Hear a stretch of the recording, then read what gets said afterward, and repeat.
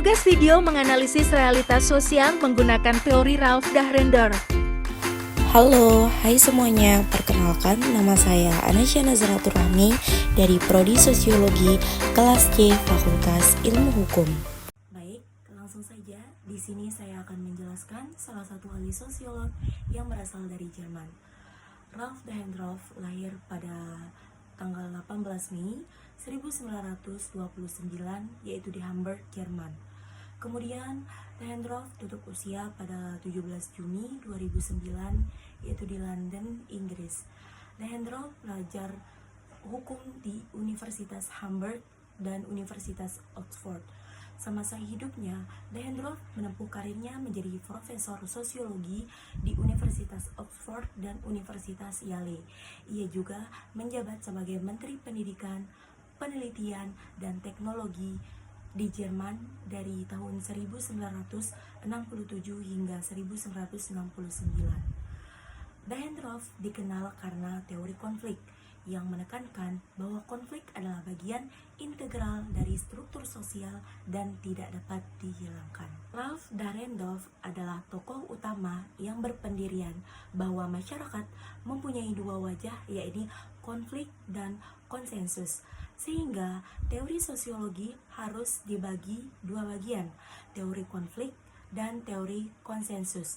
Teoritisi konsensus harus menguji nilai-nilai yang integrasi dalam masyarakat, dan teoritis konflik harus menguji konflik kepentingan dan penggunaan kekerasan yang mengikat masyarakat bersama di hadapan tekanan tersebut.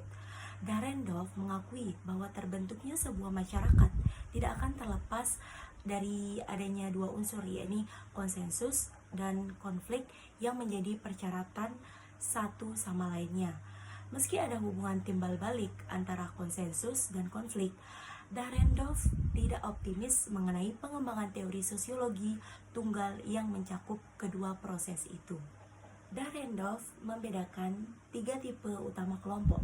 Pertama adalah kelompok semu atau quasi group atau sejumlah pemegang posisi dengan kepentingan yang sama. Yang kedua yaitu kelompok kepentingan. Dan ketiga adalah kelompok konflik yang muncul dari berbagai kelompok kepentingan. Aspek terakhir teori konflik Dahrendorf adalah hubungan konflik dengan perubahan.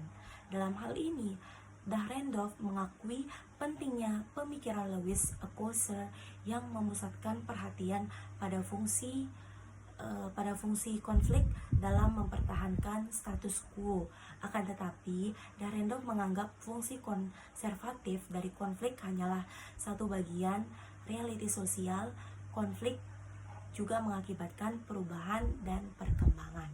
Singkatnya, Dahrendorf menyatakan bahwa setelah kelompok konflik muncul, kelompok itu melakukan tindakan yang melakukan perubahan dalam struktur sosial. Bila konflik itu hebat, perubahan yang terjadi adalah radikal. Bila konflik disertai dengan tindakan kekerasan, maka akan terjadi perubahan struktur secara tiba-tiba. Teori konflik sosial Ralph Dahrendorf dapat diterapkan pada berbagai realitas sosial yang melibatkan perbedaan kekuasaan, wewenang, dan posisi sosial. Salah satu contoh yang di masyarakat ialah konflik antara siswa dan guru di sekolah. Dalam konteks ini, konflik dapat diartikan sebagai perbedaan kekuasaan dan wewenang antara siswa dan guru.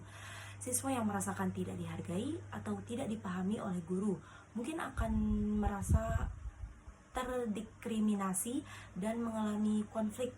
Guru yang merasa tidak dihargai oleh siswa mungkin akan merasa terancam dan mengalami konflik perbedaan posisi sosial, atau guru sebagai otoritas dan siswa sebagai pelajar juga dapat memperkuat konflik ini. Mungkin itu saja yang bisa saya sampaikan. Terima kasih dan sampai jumpa.